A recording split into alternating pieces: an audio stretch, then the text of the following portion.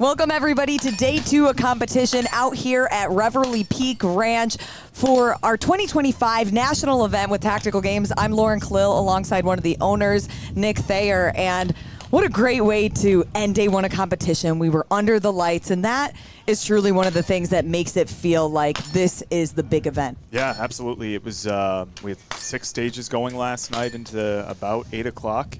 Sunset at about 5:30, so just about everybody got to run under the lights last night. 6 stages. That is not for the weak of heart. It is not. No, there was a lot of groaning this morning. There was a lot of, I got out of the truck, and I had issues getting out too, so everybody's hurting this weekend. Long day. Today we will have 4 stages, and we've also welcomed in the intermediate athletes. Yep. So they didn't qualify, but they're able to register and get out here, and I think it's a really good opportunity to get a taste of Tactical Games, whether it's your first competition or you've been competing all season. Yeah, absolutely. And we want to encourage as many competitors as we can to come out and experience the sport. So opening the intermediate division is something we've been doing for the past couple of years. We obviously put the emphasis on the national championship, but expanding it out and adding a couple more friends isn't a bad thing. We have a ton of divisions that we will be covering, but we'll start with our men's elite. These are the overall standings going into today. No surprise that the 3-time national champ Jacob Hepner is on top. However, he is battling the flu, so I think there's a couple other athletes that are looking to see if they can chip away. But when you look at the positions 2 through 5, the match points are so close. And today is really when we'll probably see the most shift-ups. Yeah, I think you've got I think there's 350 points available today, and there'll be 350 points available tomorrow as well. So big opportunity to make some changes. The TAC 2-gun stages do tend to have very big swings, the shooting-only stages. So we'll see what people are capable of. And there's a lot of different strategies when it comes to shooting those 2-gun stages. You can either approach it in a slow manner where you know you're going to ensure and you get your hits and kind of safe and controlled, or you can send it and take the risk and just kind of see how it goes, swinging for the fences. The elite men are already underway. We have 2 squads that have already begun. This is the one that they will start with today, stage 7, Relax Guy. It is a mix of wheeling the wheelbarrow with 150 pounds combined. They will have 1 rope climb and then approach the firing line. And this is another stage that has sandbags, and I feel like that might be the most common thing that athletes need to practice. But when it comes to wheeling, what is the key to success when managing fatigue with those sandbags? The first thing is putting your bags in the proper place. A lot of this is managing the wheelbarrow and making sure that you've loaded them correctly, because you're going to have to start the stage by loading those bags on there. And I've seen people do it a bunch of different ways, some great and some not so great, but every time they fall off, you just want to scream internally so loud that yeah, anyways. Will we see in the men's elite any of the bags fall off? I don't know. Some of the guys maybe on the turns, or if they're going too fast. The other thing is we'll see pretty commonly is somebody will place their bag up forward, which is a great position until it leans on the wheel and then puts some pressure on the wheel and almost acts as like a damper. So yeah, I think we'll see a couple bags fall off, I'm sure. And as I mentioned, we've already had 2 squads already take on this stage to start the day. 14 stages that they will be enduring, the top 15. When you're looking at the elites specifically, what are those things that the people at home, maybe even the intermediate athletes, can learn about managing a weekend where you have so much volume and stages? Yeah, I think the first thing is the mental management of it. If you get behind in the stage, you can't let that overshadow the rest of the weekend. You can't let that take over mentally. You've got to put the emphasis on 13 more stages, hopefully 14 if you're in that top 5 position. And I think that's what they'll find is watching these competitors, even if they have a bad run, they're composed and they're going to push it forward and send it on the next one. Do you have a favorite moment from yesterday?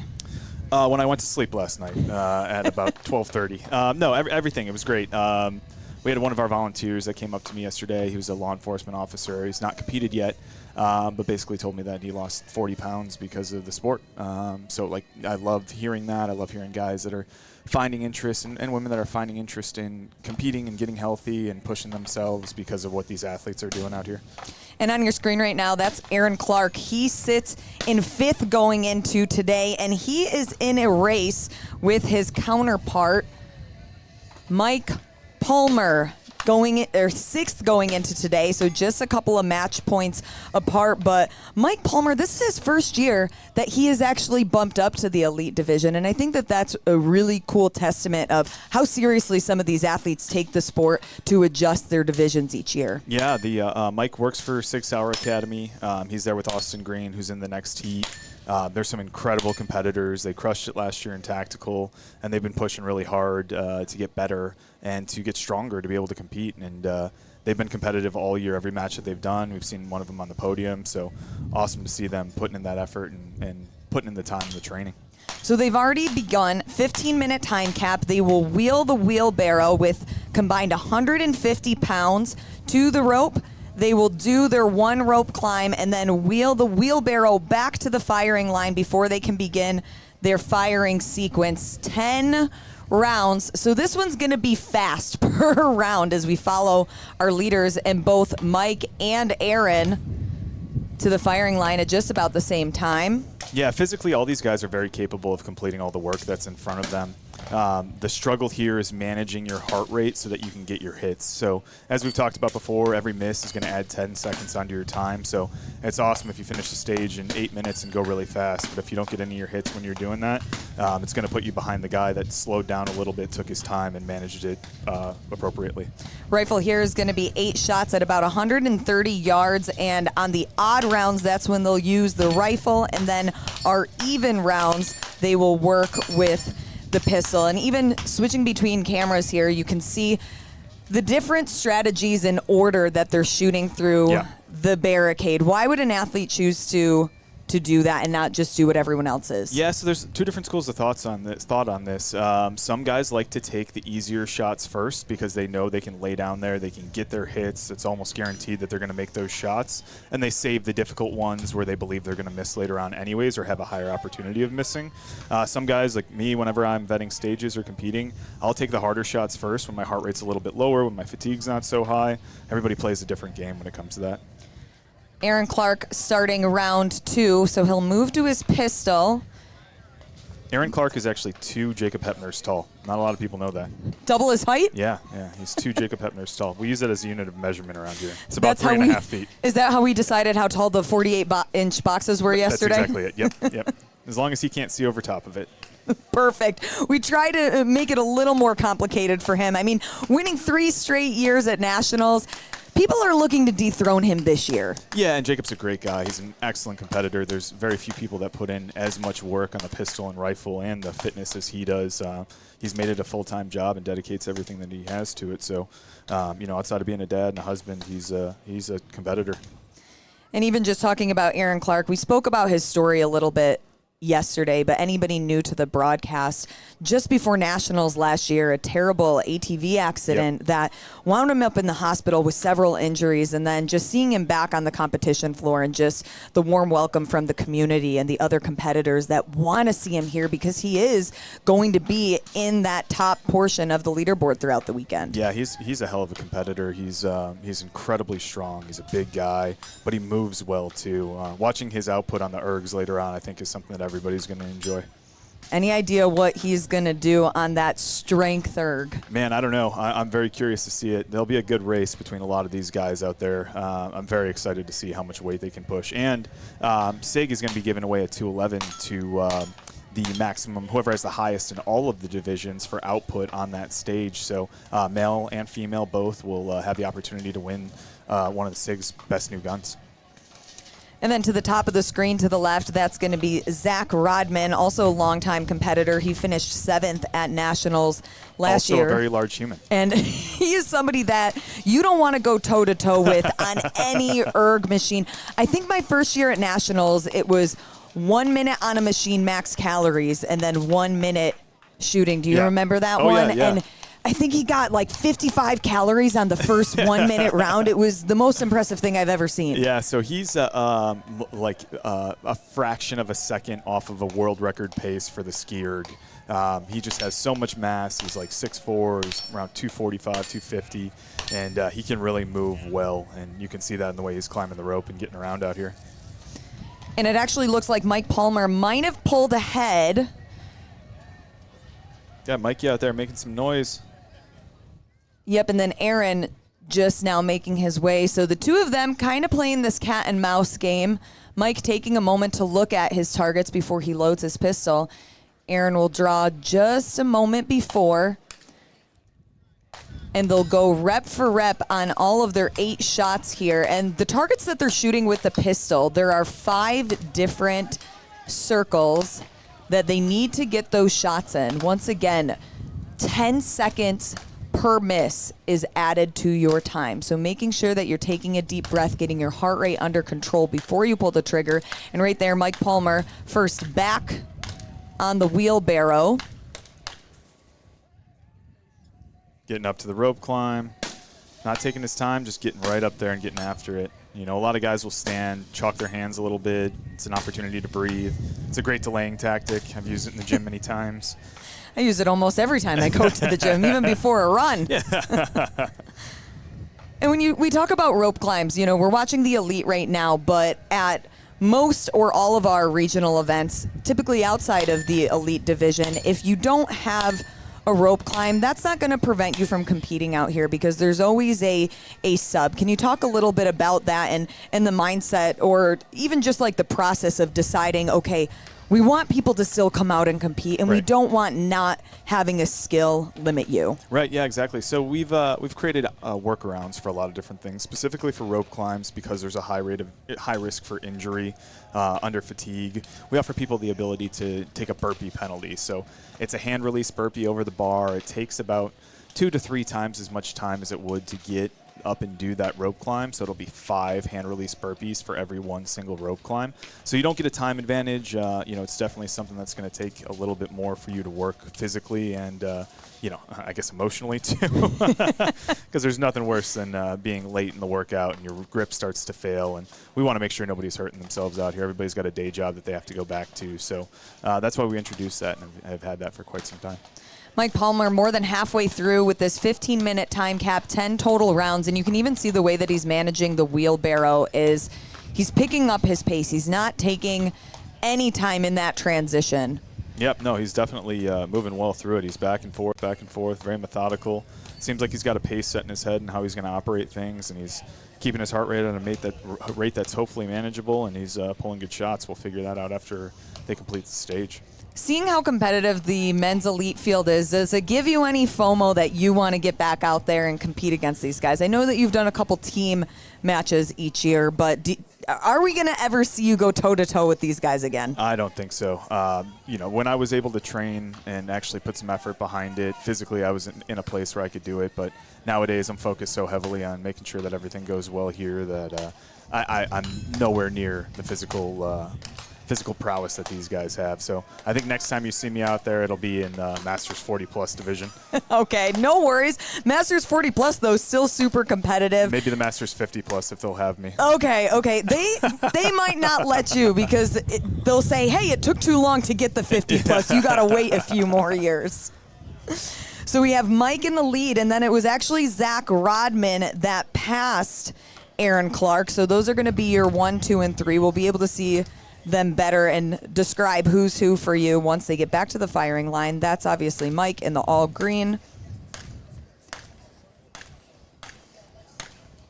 And I think he has just a couple of magazines left, but something that does add a complication, or what I would call maybe a extra variable, is not having the magazines on you. Yeah, it's one of our favorite things to do, making people stage their magazines and having them under a high heart rate when everything's kind of, you know, working against you, putting another obstacle and a little bit of a memory game, reminding them every time they've got to grab those mags. But I will tell you, it's a good opportunity to breathe on a stage like this, so it's something that I'm not going to forget on this one specifically.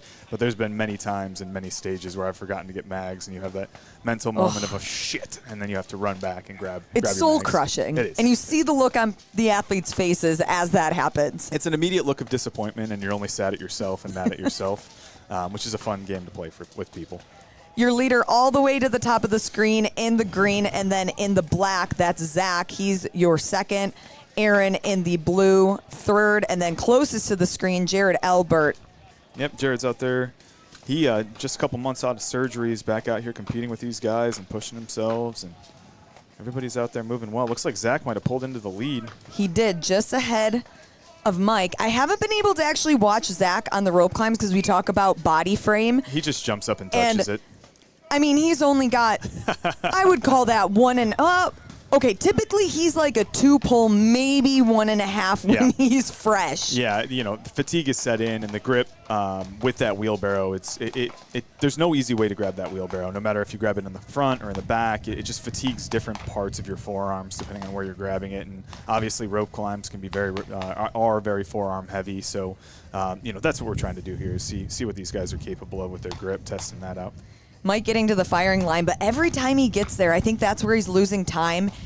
He's putting his hands on his knees, taking a deep breath, which could very well be something that he needs in order to get these hits. We'll have to look at them once we go to scoring after on practice score. That's where we'll see people's actual standings, but we might be able to see him pull back in the lead, I think ahead of Zach. Zach and Aaron still there as Mike comes up to the line. It looks like he's got maybe one magazine left down there.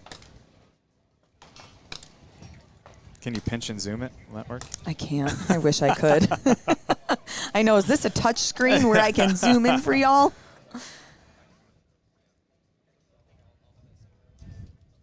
How much, since you've obviously competed, how much would you say that overall fatigue, managing fatigue, is actually going to play into the results of this field? Oh, 100%. I mean, the most important thing over the past couple of days for these guys is hydration, nutrition, and then doing everything that they can to try to manage the fatigue that they're under. Obviously, the physical environment here is tough, but not completely, we're not completely demolishing anybody. So they do have the opportunity to recover, to eat, to do the things that they need to do. So the ones that are managing that the best are probably going to be the ones that end up on top of the podium. If you're going through the center port, is this how you would sit, or would you be on your knees, or what leads to the decision? Just preference? Yeah, it's really about your height of your torso and where you can get to. In that position, I do tend to bring a knee up. I like to use my knee to support my elbow, so Michael's kind of free style there. So you're relying on your core strength, you're relying on your muscles to hold you up instead of utilizing structure, which is, we always try to find structure on structure, bone on bone. And Mike Palmer has pulled ahead quite a bit. Zach is now just going to his wheelbarrow, but it looks like both of them will now be starting their final round of pistol and then be able to cross that finish line and lock in a score for their first stage of the day. Yeah, Michael's moving. And in the lead up we talked about maybe people having challenges with, it looks like Aaron, though, is making a push now. We'll see his bag right to the right. It looks like it's just hanging off. And both of them getting to the firing line at the same time. That big deep breath is very important. Obviously, so Michael's shooting the SIG 211, the new 211 out there. That return to target is absolutely incredible with that pistol. So I think he's going to be pretty fast on the line. We got Aaron Clark out there. He shoots for Zev. He's out there running, I think, an OZ9. So everybody's got good stuff, good gear. And Aaron pulled off the line fast. There he goes. Making his tag. He's going to hit that timer. And he's got a good time there. Congratulations, Aaron, on a good finish. So Aaron will be your 1 and Mike 2 for this third heat of Elite Man. And then there comes Zach. Solid third place finish for Zach. But again, that's just raw time. So we've got a lot to look at down range, targets to be counted, because the finish can be deceiving, because often the guy that goes the fastest doesn't necessarily have the hits that he needs to win the stage. And when people are practicing at home and they are watching it, you're right, and Jared Halbert will also lock in a time under the cap. How do you decide, okay, that athlete did this, I'm going to follow them, but keeping in mind that I'm watching the elite, I am not nearly as fit or as good of a shooter as the elites? Like, what are the things that people at home should be watching and implementing into their own training? Yeah, I think it comes down to, I'm not that good of a shooter yet. Everybody's got the opportunity to get better. There's a lot of great dry fire programs out there for you that don't have the ability to get out to the range often. You can do a lot of work just sitting on your, sitting in your garage or sitting in a safe environment after you've checked your weapons and made sure everything's clear. It's a great opportunity to get better. And from the fitness side, it's start where you're at. Find a good coach around you. Find a group of people that want to train together, lift smartly. Do everything that you can to protect yourself and to stay healthy, and enjoy the race. If you put too much into it and you drive yourself too hard, it's not going to be fun for you, and you're going to burn out quickly. And we'll work on getting that unofficial time so we can keep it in mind as we. Looks like we have everybody's finished up. So we got next squad coming up onto the line. So it was Mike Palmer. First year in Elite, unofficially the time to beat. I think we saw Aaron Clark. Aaron Clark. He's like Mike Palmer, but different. Same. So it looked like it was around 13:45. Yeah, 13:53. I think that was Zach. So all just within a couple of seconds. So knowing what your targets look like is going to make a big difference as people then head to practice score once we get our final stats. But if you are just joining us, we'll take a look at what we have on tap to start day 2 of competition here. In your overall standings, these are your men's elite as they entered their first stage of the day. Yesterday, they competed in 6. So it was a heavy-hitting day to say, hey, welcome to Nationals 2025. We are here. And towards the end of the night, under the lights, that's really what makes it feel like Nationals, and a lot of fun races to end on the ski-erg stage last night. Yeah, absolutely. So we had a total of 500 points available yesterday for each division. So 400 available on the tactical game style stages and 50 points available for each of the shooters aggregates. So Heppner only came down 18 points yesterday, so very dominant performance. You've got Devin Miller in 3rd place. Devin Miller's been a competitor for many years. He saw himself in the Final 5 3 years ago at our national championship. Jose is definitely a favorite. We've got Kyle and Aaron, Mike. Everybody's pretty close. So if you notice the points there, the difference in the spread between 9th place and 2nd place is only about 40 points, less than 40 points. So 35 points, you could definitely make that up today alone. So I think we can see some major shift-ups. I don't know, some kind of word that means changes. It's moving day. Moving day. There we go. Saturday is moving day. So for people that maybe are new to the sport and they come from a background where your rank is just a rank and maybe it's based on points and you don't actually factor in the time. Yep. Explain why we do that in this sport. And for, again, once people are joining in, this is the workout, or the stage rather, that they're going to be doing. But why reward people for being super dominant in a stage or being close? So if you and I are competing, you finish first, I finish second. Yep. And we're 1 second apart. That's not really going to change up the leaderboard too much. Correct, yeah. So everything is based on the top finishers and your score respected to the top finisher in your division. So if there's a guy that finishes in men's elite and say 10 minutes on the stage and only has 10 misses, and another guy who finishes at 10 minutes and 30 misses, you're going to notice a big difference and shift in that. But as these competitors come closer, we have the ability, even when somebody's not maybe the most athletic or the most fit, that they can make it up on the firing line, because we want to make sure that that balance exists. We don't just want one specific style or one specific type of competitor to be on top of the leaderboard all the time. And with this next heat that will be here, we would consider this our top heat coming into nationals. On your screen now, Jacob Heppner, our 3-time national champ, in first place coming into today, and with several first place finishes. The worst finish he had yesterday was on stage 6, just a 4th. Everything else was either a 1st or a 2nd, and that's something that we've certainly gotten used to seeing from his performances. Yeah, Jacob's an absolutely stellar athlete, and when he first started shooting, he was not great at it, and he understood that. He took that seriously, and he put in the work, and ended up building a range in his backyard, which not everybody has the ability to do, unfortunately. But sadly, no. He's got a great one back there, and he didn't just get here because of luck. He worked his butt off to get to this point, and it's clear and evident from everything that he puts out there and from every time you talk to him. He's training, he's working hard, he's got dedication. It's no different than honestly Janae DeCossin on the female side. She's definitely been on podcasts and talked about her training regimen and how much she puts into it and how much effort and emphasis goes into it. And it's pretty awesome to see that these competitors take this so seriously that they're willing to dedicate so much time to it. And they are off. 15-minute time cap here on your screen now. That's Kyle Martin. He was 4th going into today. His best finish was 2nd in stage 6, that final stage that we saw with all of the ergs under the lights. It gave him that inspiration and little bit of oomph that he needed to end the day on a positive note. Yeah, Kyle Martin's America's sweetheart. Everybody loves Kyle. He's got a great story as well. He, in his first match, actually here at Reveille Peak Ranch a few years ago, first time competing, was disqualified from the match. He came in and competed in intermediate.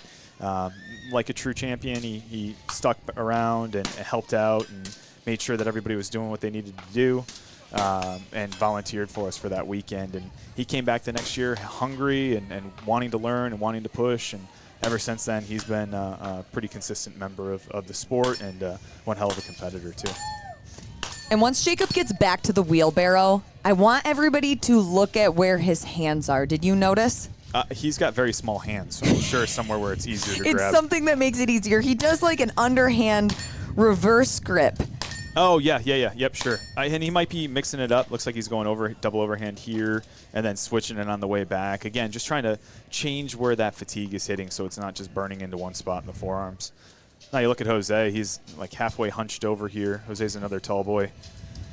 Yes, he is. And he's actually 3rd overall going into today, but he ended the day even better with an event win. Watching him on those machines, he blew that one out of the water, and I think he shot the cleanest. He didn't have to do that many penalty burpee box overs, and that's really what it came down to for who would do well in that last stage. Yeah, as Sal calls this, that was a big guy workout yesterday. You've got the weight you can put behind it and the technique and how to move the ergs.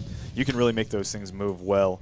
But again, it's managing your heart rate and making sure that you're not pushing so fast that you can't shoot well. And it seems like he struck a balance and was able to pull it off in a pretty great way. Right now, those are your leaders. We have Jose Sagoon and Jacob Hepner, your 1 and 2, and now Kyle Martin joins them. Jose and Jacob both getting back to work on the wheelbarrow as they will finish up round 2 of 10. Another thing about Jose's on the San Antonio SWAT team. I'm sure Sal talked about that yesterday. Their competitive SWAT team. They've been pretty dominant for the past couple of years. Had some great runs this year in a couple different SWAT competitions. It's great to see these guys come together as a department and push one another, train together, take the emphasis on being a team, being a unit, and finding that through fitness and shooting together and camaraderie and competition. And they're still going toe-to-toe. I am curious, though. Who's my favorite? Yes, especially because I look at this, and 10 total rope climbs for this field. It's not a ton, but Jacob Hepner is arguably the best rope climber in the field. Yeah, he might be, but he's also the shortest, so maybe he's got to jump the highest. Jose has some height on him. Jose, he's got ups, too. He can jump up there.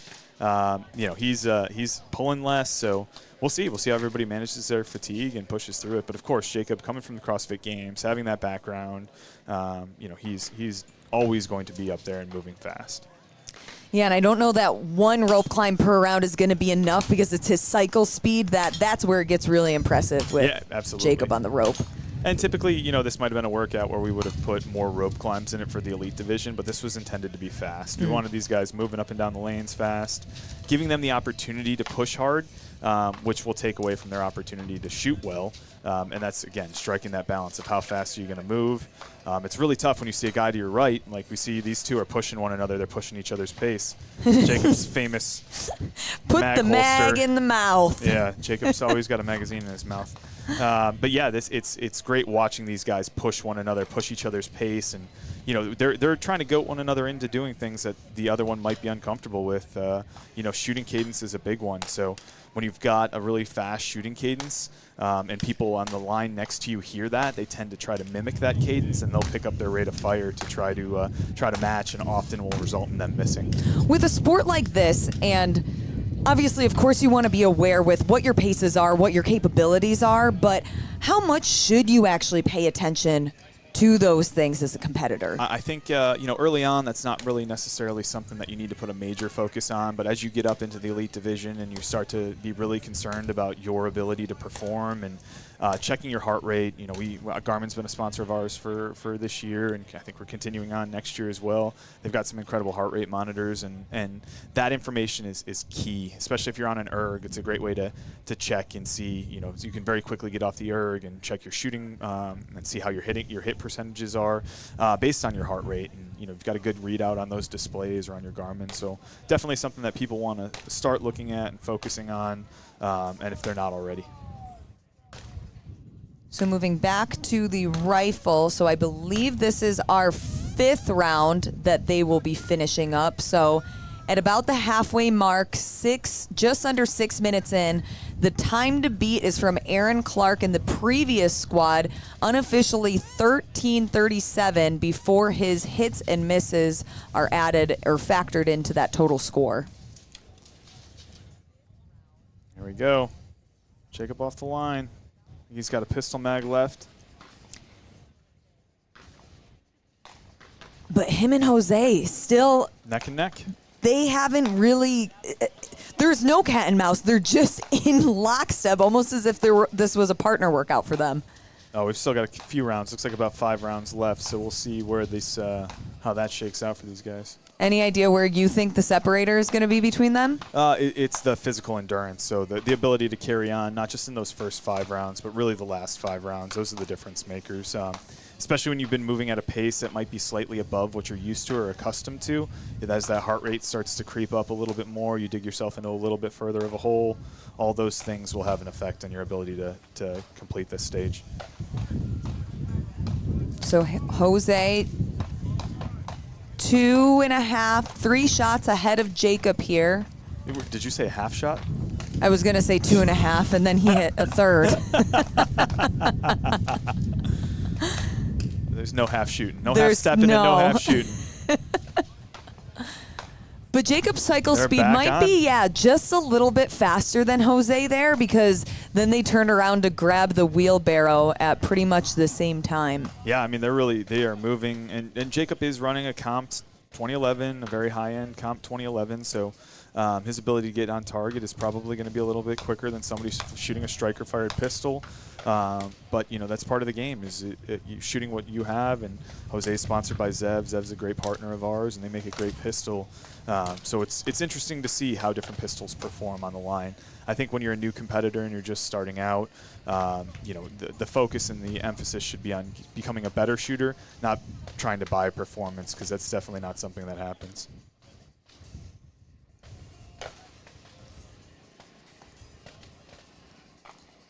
Now Jacob's taking the seated position here as well, and he's got what I was referring to, and he's propping that knee up. He's got his elbow supported off of his knee, building a stable position. Let's see how he shoots. Checking his cadence here, very fast cadence. You'll notice, so he's built a very strong, very comfortable position where he's able to induce the least amount possible into the rifle, so the reticle's not moving all over the place. And that's how you get off that line quickly. But it looks like Jose got off much faster, pulling ahead, getting into his final rounds. And before, when we had a wide shot, we'll see if we can get it again to see the previous round when Jacob and Jose jumped up on the rope climb at the same exact time. It was Jose's height that let him get down quicker ahead of Jacob. And you might not think that, that split second makes a difference, but over the course of 10 rounds, it looks like that might be where he is gaining his time. Yeah, absolutely. Seconds matter on this stage, on our action stages, really anywhere. That opportunity to get up to the line, load quickly, to take that. We saw Michael taking breaths last time. All of those seconds add up, and it's going to add to your total time, which will affect your final score.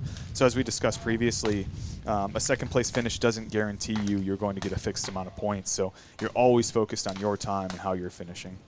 And I think it's interesting. I actually learned this from you, Nick. The way that Jose was shooting his rifle, did you notice how bent his elbows were? Oh, yeah, his pistols. Yeah. Yes. Yeah. And that's something that, everybody's a little bit different. I do prefer to shoot. I had a great instructor teach me this, to shoot with a little bit softer elbows and my strength really in my grip instead of being through locking my arms out, which under fatigue can be incredibly difficult.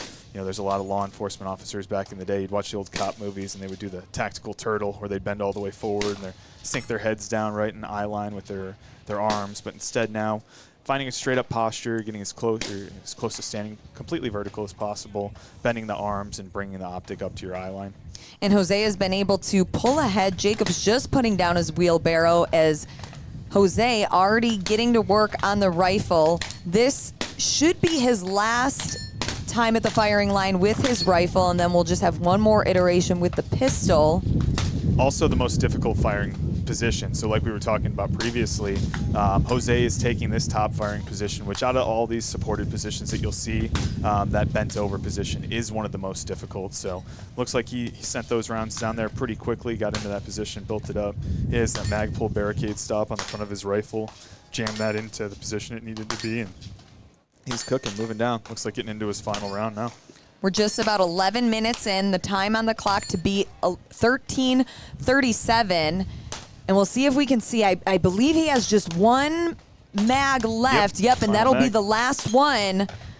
So all he has to do is get the wheelbarrow to the firing line, go through his 8 shots at his target, and then finish up for his first stage of day 2 of competition. 4 stages today. Probably a nice, we'll put in air quotes, break from yesterday's 6. Yeah, I think everybody's looking forward to relaxing a little bit, having a little bit more time for recovery today, and obviously they're going to push tomorrow. And then the ones that get there, that get to that final stage, I think they're going to be very excited with what they see. Jose done clearing procedure, and he will cross the finish line unofficially 11:57. Taking about a minute and a half off of the last top time with Aaron Clark had. And now Jacob, just about 20 seconds after Jose there. Great finish from Jacob as well. And that is our official time on the clock. So almost 12 minutes flat. Yep. We don't go to thousandths of a second, so we'll call that 12 minutes. It's a great shot of that clock, too. Look how crisp that is. Those are new clocks. Here, we'll go back to it. No, they look good. So do the athletes come across the finish line and stop their clock? They do. You can't see it right now, but right behind the right edge of that clock, there's a big button that they press, and that'll stop their time. That's pretty cool. Yeah. It adds a little element for the spectators and for us back here to be able to tell what the hell's going on since we don't have any timers with us. So. Yeah, because typically it's the judge holding the stopwatch. Correct. And then depending where the sun is, you got to get really close and tilt it to especially see if you that have polarized time. glasses on. I've had a lot of people tell me stopwatches weren't working. You just tell them to turn their head 45 degrees. And now we have the neon green, so a nice little upgrade to tactical games here. Thank you, Nick Thayer. Anything for you, Lauren. Thank you. I appreciate it. I'm going to let Sal come on and take care of this because he's a lot funnier than I am. So hopefully you guys enjoy him for the rest of the day. Okay, Nick Thayer, thank you for being with us. We'll check you and the leaderboard in just a bit as we close in this next squad and they finish up. But what a great performance from Jose. And once we find Sal, I'd love to talk to him because Sal Hernandez, he's typically competing out here with this men's elite division. Unfortunately, he's injured this year, so wasn't able to compete, but he's here with his wife wife, Lupe Hernandez, who is competing in the women's elite division, but he also trains and is good friends with Jose. So it's great to get some insight as to how his training has been. And, you know, yesterday we had him on the microphone as Jose won that final event on the day. So what an exciting finish to also have unofficially the top time.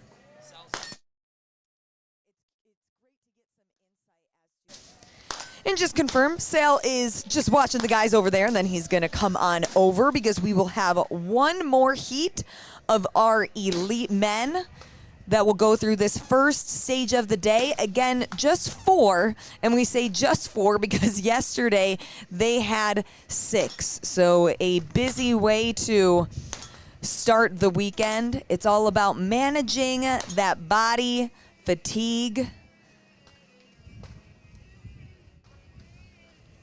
But if you are just joining us, this is what they will be taking on, and depending on what division we're covering, those weights are going to change. It is stage number 7, Relax Guy. All of our stages have a fun name, whether it's a movie reference, inside joker, you know, just something that we like out here in tactical games. 10 total rounds. Their pistol and rifle work is going to alternate. They will be working with rifle on the odd rounds, even with pistol, but before they get to the firing line, they will have to wheel the wheelbarrow, 2 75-pound bags, so 150 total pounds in there, go to the rig where they will do 1 rope climb, and then bring that wheelbarrow back before they can approach the firing line. And as we get Sal Hernandez hooked up, and we're live. I love that you get the headset on and then you're just ready. Let's do this live. And Sal, I don't know how much time you've spent on practice score. Oh yeah, I studied it all last night. I didn't go to bed till like midnight. I was looking at everybody's scores. This does not surprise me about you. So coming into today, this is our top 10. And when you look at 2 through 5, those match points are so close. And yesterday, you and I were talking about that. We can look at the leaderboard. We can look at the event wins. But today is really what counts. And today is where the shifts start to happen. So first, starting off the morning, the women's elite started with a TAC-2 gun. And that's a big stage because the spinner played a huge factor early on. So if you didn't hit the spinner, 60 seconds. If you didn't spin. Wow. So a lot of them bypassed it. They spent a lot of time reloading. So they just, hey, you know what? I'm going to move on. But they take the 60-second penalty. And in a short stage like that, that plays a huge factor. But I am not surprised with the men's elite leaderboard, especially Devin Miller being in second. A lot of people don't really know who he is because I think he took the year off last year. I think he competed in 1 event. And the year before that, he was my dark horse. And Nick and Nick were like, oh, whatever. And I was like, Devin Miller's going to be in the top 5, and there he was in the top 5 Nationals 2 years ago. And I'm not surprised to see him in second because he's a phenomenal shooter. He's a sneaker. He probably weighs 170 pounds, but he can move weight like a 220-plus pound guy. Which is impressive because we see sandbags a lot in tactical games. Oh, yeah. So being able to maneuver the weights, we see up to 250 pounds with that body type, I think is super impressive. Yeah, he reminds me a lot of Chad Gross. So very similar. Oh, yeah. Same kind of figure, but Devin's great at running, great at yeah. endurance, obstacle course racing type stuff. So then you see them with the sandbags, and it's always incredibly impressive because they don't have what you would call the typical body type that would manage a sandbag well, a heavy one. And Devin even said, I talked to him yesterday, he goes, man, I've been working on sandbags like crazy leading up to Nationals, and he goes, he was excited to test this stage. So he knew he was that he was capable of finishing that stage. And now we will have our final men's elite. Right. Getting ready. They are looking at their site picture, but Sal, the time to beat is Jose Sagoon. Yes. 12 minutes. Raw time. Is his raw time. Exactly. Before we look at the targets and start to add our hits versus our misses. So these shots are actually pretty challenging. The pistol shots are about 20 yards on a 3.5-inch circle. So that plays a huge factor in the stage. You can't just run through this stage with a super fast raw time and disregard that because those misses will add up really fast. And the rifles, I think, is a 5-inch circle at 115-ish yards. Pretty easy shot, so a lot of these guys should get about 80 to 90% of those hits. And we talk about Devin Miller, who's sitting in second. He will be in lane 4. He's in the all black to the right of the screen. In the center next to him in the off-white top, that's going to be Jimmy Woodard. Right next to him to the left. I'm not sure what's going on with Devin's dot. It looked like he was messing with his dot a little bit. Oh, they're just starting. Oh, they haven't started yet. No, they haven't started okay, yet. Okay, Yeah, I was like, They're man, just getting a I was sight getting picture. worried. No. You got me worried. I was like, oh, no, maybe his dot went out. You're like, oh, that is not the start that we want to see. So every time, and My heart Sale stopped. knows this, but anybody who's tuning in right now, what they are doing, they get a sight picture. So they have the opportunity, go to the firing line, set down your rifle, take out your flag, make sure that it's pointed downrange, look through your scopes, make sure your red dot's on, and then they come back to the start-finish line. Yeah, that's a very important process. So I typically go to the hardest barricade position for rifle. I get a sight picture, and I'm like, okay, good. I feel awesome here. Not the easiest one, but I get the hardest one. I adjust my my power, typically around 10 to 12, and then next thing is getting your dot on that right setting for pistol. You want to get a very nice, small, precise dot, not a bright one if you're shooting these very small targets. My predictions in this one, I think Carlos and Devin will run away with the raw time on this. I think Devin will sneak through on the shooting. So it's interesting because when we watch the previous squads go, do you think that it is a difference with the rope climb or if it's a difference maker with cycle speed and shooting? I think in this stage here, guys are going to spend some time getting in position for rifle, which is going to cost them. So I think guys are going to be kind of slow getting in position. Doesn't matter how fast they move the wheelbarrow on the rope climb, but if they're slow getting in position, it's going to cost them a lot of time. But I really do think this stage, though, is just about efficiency, about setting up your wheelbarrow, getting your mags. If you forget your mags and have to go back, you just lost a minute, 30 seconds to a minute. Have you ever lost a wheelbarrow? Or, I'm sorry, a sandbag on your wheelbarrow? Not that I remember. I know in a sled I have pulling or pushing a sled, yes, it's the most frustrating thing because then you have to stop and readjust and your heart rate's already jacked up. So the flow of this one is they begin each round with that wheelbarrow push to the rig where they will do one rope climb. They will grab one of their mags because they won't have them on their body through this one, bring the wheelbarrow all the way up to the firing line and then begin their firing sequence. For our odd rounds, that's when they will be shooting 8 shots at the rifle with the rifle, and then our even rounds, 8 shots with our pistol. And Devin's off to a fast start. So Devin in the all black there. So he's going to the higher position on the barricade there. I typically like to start from the easier, most stable position just to gain confidence. Start getting my hits. I know that my hold is good wherever I'm shooting, and then I work my way up. But, you know, guys have different strategies, and it works for them. So he looks pretty steady there. He has his mag pushed against the top of the barricade, and he's letting it rip pretty fast for that shot. So that's good. It shows his stability is very, very solid. So can you essentially have the rifle needs to make contact with the barricade, but when it comes to position, you were saying, you know, his magazine was making contact. Is there an advantage to sliding it up all the way there, or why would you not see somebody do that? Yeah, so if you saw right there, he has more points of contact hitting the barricade. His mag pushed against the barricade makes another point of contact versus if it wasn't, it's just kind of free floating. So you're going to see more wobble in the reticle in relation to the target. And that's the thing that with your heart rate up, you're instantly going to see that because your stock is basically touching your body, so that heart rate is now going into your rifle. And he's already off to a fast start. This will be starting his second round, so we'll get to the firing line. Oh, yeah. He's moving. Get with his pistol. I'm curious if he holds on to this pace because you're right, the transition time, the speed, the intention that he's having right now is what you would expect to see from our elite competitors, especially at Nationals. So I predict he'll be around 13 minutes, but his shooting is going to be phenomenal. I know the kind of shooter he is with pistol. He's running a Glock, so he's using his duty gun. And, And it's impressive how well he shoots with his duty gun. And I'm not going to be surprised if he gets 90% of his pistol hits here. And he's shooting a good cadence, so he's shooting the cadence that I'd probably shoot pistol, considering how hard those shots are. And I'm guessing he's going to shoot better than most of the guys' pistol right here.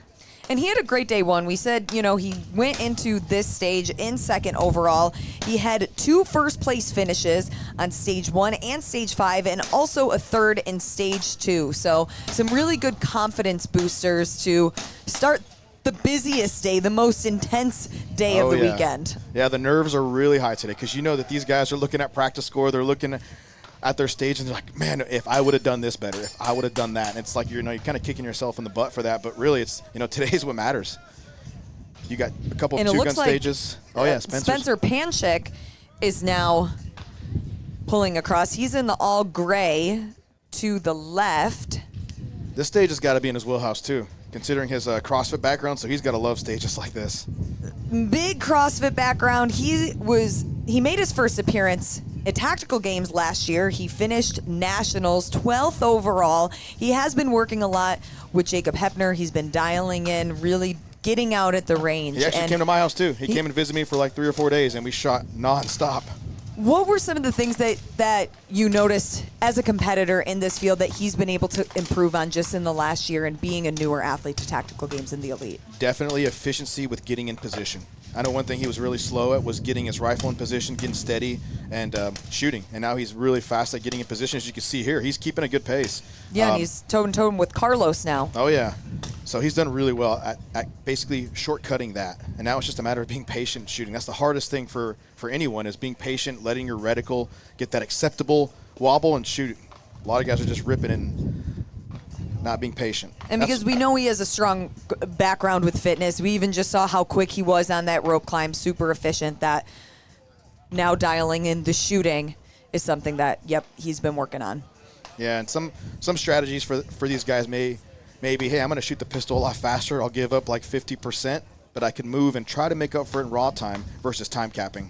So there's a couple different strategies you got here. Some guys are better at rifle versus pistol. So if they're a weaker pistol shooter, they may shoot and just kind of say, hey, you know what, I'm willing to give up some misses here just so I can finish the stage at a faster time than guys shooting slower. And looking at Devin's stance there, it has the 1 foot in front. I don't know that I typically see almost like a small lunge position. What's the advantage to doing that? So Devin comes from a law enforcement background, military background. That's how he's been trained to shoot his entire career, and something he feels comfortable doing. And that's how he trains. He shoots fast. He trains at aggressive, fast speeds, and then he basically carries that to his precision-style shooting. For me, I like to be a little bit more upright when I'm shooting slow. I like to lock my legs out, so I'm not really flexing my muscles. But, man, Devin's a really good shooter, and that works for him, so I wouldn't change at all. And here we saw Carlos get to the line first, but Spencer Panchik just kind of threw the wheelbarrow, jumped up on the rope climb, and now he's back to work, starting his 5th round. Yeah, and I know Carlos has been dealing with a little bit of a stomach bug, and I could see his performance physically has slowed down just a little bit. Other than that, man, the guy would be up there with Spencer for sure. And Carlos, he was in that top 10 to start day 2, sitting in that 10th position. He had 2 5th-place finishes, both on stage 4 and 6th. Yeah, 6. He actually set the tone. His group was one of the first to go, so everybody knew the time to beat. Yeah. Yep. And especially because they were shooting steel there and had the penalty work, so it's not even like people could say, well, we don't actually know his score because we got to check targets, so they knew what they were going to be trying to take down. And also, like, Carlos was one of the first, his group was one of the first to go, so he could translate the win calls, like, hey, I was holding this far. So guys are asking him, guys are asking me. Yeah. And I'm going to tell them, like, hey, I would hold 1 mil left. And that information is so valuable on a stage like that versus going into it in the first group and having to kind of be the guinea pigs for everybody. Spencer looks good. He doesn't even look tired. No. Not surprised. He looks pretty relaxed, composed. We'll see how he gets rid of his wheelbarrow here now that. So you've done a lot of CrossFit. What do you think his heart rate is right now? Oh, he probably lives at 145 to 150. Oh, so that's easy for him. Yeah. Functioning very well. See, mine would probably be around 160, I'd say, 170. I'd be pretty tired. Mine lives at 175 when I do anything. The only time I panic is when my heart rate gets to the 193. Oh, when I see that, I'm like, I'm hurting. I'm hurting very bad.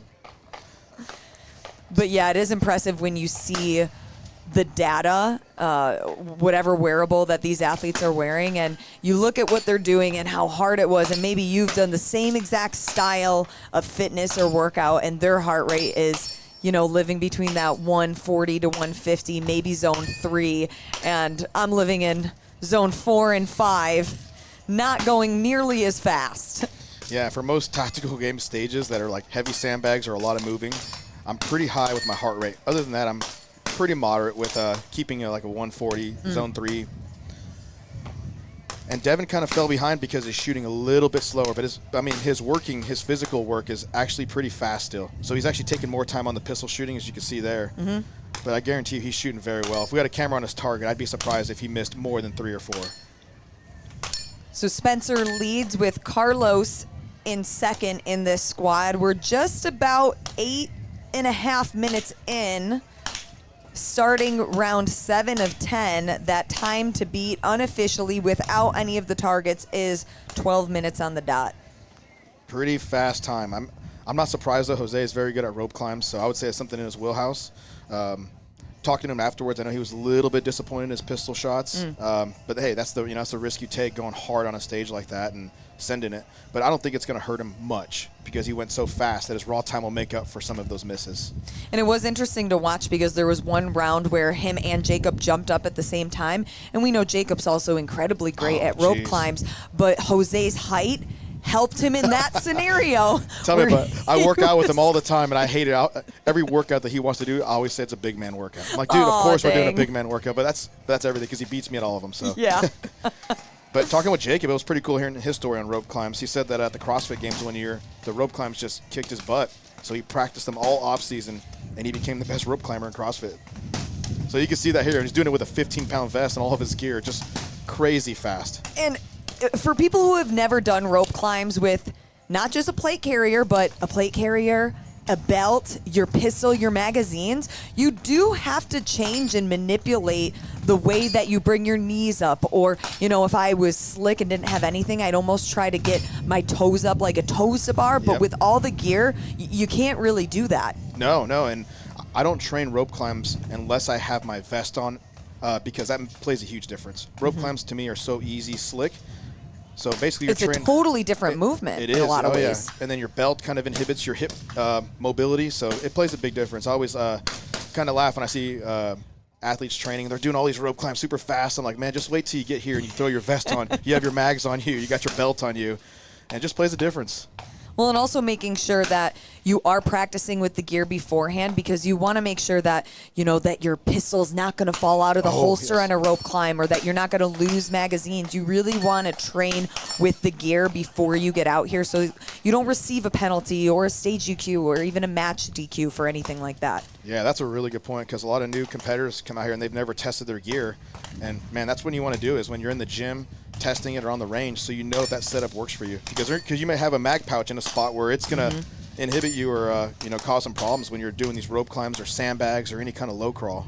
And even when, my tactical setup, I will use the hip guard to keep the pistol on there because typically I'll wear leggings, and for men wear them too, but I think mostly we see the women's field wear them because of wearing, leggings or shorts. But that's also something that you want to play around with because if you have it too high or too tight, it might hinder your hip mobility. So practicing with the gear beforehand, I think, is something that does make a difference. It's crazy. Years ago, they didn't have anything for for the women's division for leggings or belt loops. So it was just they were just letting their belts spin around, and you'd see the holster come in front of them, and it sucks. And now they have so many options nowadays, which is awesome to see. Come a long way with the apparel. But here we are just under 12 minutes, and Spencer, this will be his last time with his rifle, but he will still need to do one more round of pistol. So Jose looks like he will lock in the fastest time before we add in his targets. Okay, looks pretty steady there. That's a really steady position. I was just thinking. He looks locked in. Why would you choose to hold the magazine like that and not put, the C-clamp or try to hold forward on the rifle? So he doesn't. So to me, you want more points of contact. So he has the magazine basically resting under his left arm. So really steady there. I would put my left arm on the buttstock of the gun. So my elbow is still hitting the ground, but to me that feels steadier. But to him, I bet you that was real steady resting it right there. Not having long arms, it's hard to reach forward and kind of C-clamp it, especially for me and Spencer. We're a solid 5'9". Somebody like Jose or Aaron Clark, super long arms, will probably be able to do that. But, I still think that his position was solid. Yeah, and Aaron Clark had one of our top times as well, finishing unofficially 13:37. So two tall guys that are 6'8" minimum. So when we talk about what body type is good in tactical games, it really does depend on the stage and what kind of movements that we're looking at. Oh, 100%. Yeah, that's one thing I love about the stages is typically it's never good for one body type. And this will be Spencer's last round. And he might be able to squeeze in just ahead of Aaron Clark as we're just about 13-20 in. Let's go, Spencer. A lot of guys are forgetting to hit that little The buzzer. the buzzer. It's new. Yeah. Oh, yes. Spencer did it immediately because he knows from his CrossFit days you always cross the finish line and hit the mat. So what does he have? 13:26. 13:26. Got Aaron Clark by 11 seconds. It's going to come down to, and we're having a run finish. That was Sean Keeney. Nice. Is done. Yeah, Sean's real fit. Carlos coming to the finish line. And he hits his timer. All right. Right And- there. Just under 14 minutes. And Jimmy Woodard on your screen, also a big CrossFit background. He's recently competed at the Masters CrossFit Games. I forget what he front squatted 2 years ago, but it was pretty much a house. It was impressive. Jimmy's one of the nicest guys. I love talking with him and Cal. They've been in the sport just as long as me, and I mean, Jimmy has such a good attitude. He puts in a lot of work, and man, he's climbed the ladder a lot. He's done really well. I predict him finishing the top 10 this weekend, especially on the strength erg. I cannot wait to see him and Aaron Clark get on that strength erg and Put just the big boys destroy it. on the strength erg. Oh, I'm so excited for that one.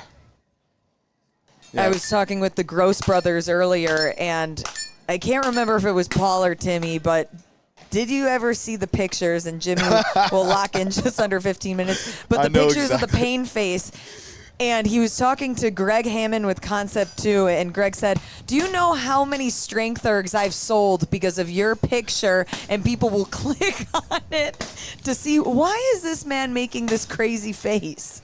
That is funny. I felt bad because Paul is just so innocent, and then when you see that picture, it's just like, poor guy. I'm like, I just want to hug him and hold him, and it's okay, Paul. It's going to be all right. It really did give some of the best content, because if y'all have never been on the strength erg, I mean, you can squat a light barbell for speed or a moderate barbell for speed, but it doesn't feel nearly as bad as getting on the strength erg. So I remember, there was a lot of factors in that stage. So we just done the bike erg. Max calories, 6 rounds, and then Back you're to shooting back. back to back. You had about 2 minutes crossover, so you hopped on. Lupe won that stage. It was a long range. All right, don't bring it up because It she was outshot me by a lot on that one. Sal.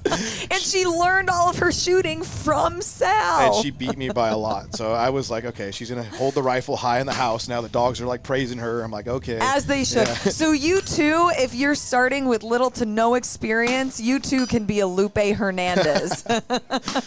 But yeah, that really sucks. So I had the strength erg, I think, on damper 2 or 3. I'm like, oh, I got this. Immediately, I was like, 1. And it was so bad. I just can't even describe the lactic acid. I got done, and like even Brandon Wambo, all of us were just hurting. We just didn't feel good. It was just like, I just want to feel better now. I don't think I did any athlete interviews after that, because getting words out of anyone was, okay, I'll give you guys 10 to 15 minutes, maybe get a snack and a nap in before, because it just absolutely wrecked everybody. It did. And one guy that was super impressive was Chad Gross.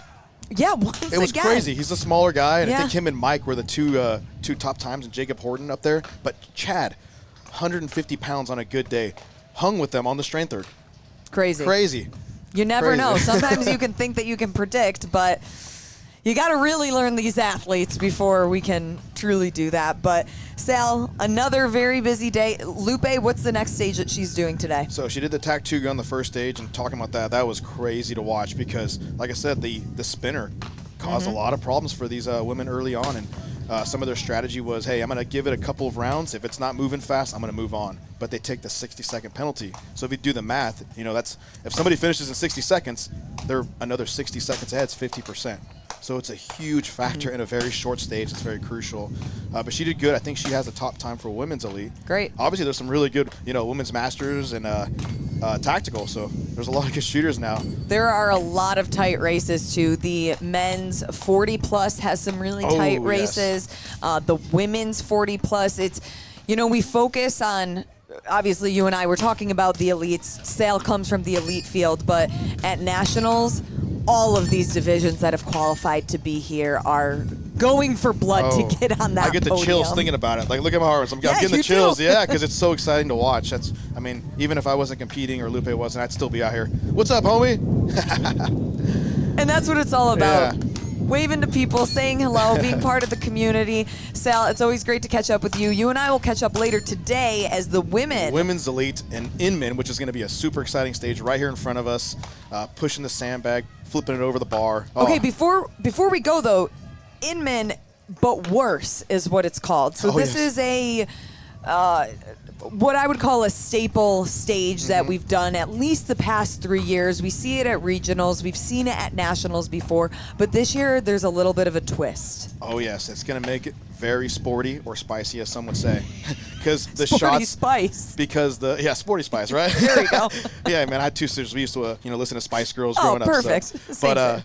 yeah, the steel misses, crucial. You miss a lot of those steel shots, you're going to pay for it. And then that lactic acid is going to build up, picking that bag up so many times. It's going to be exciting to watch.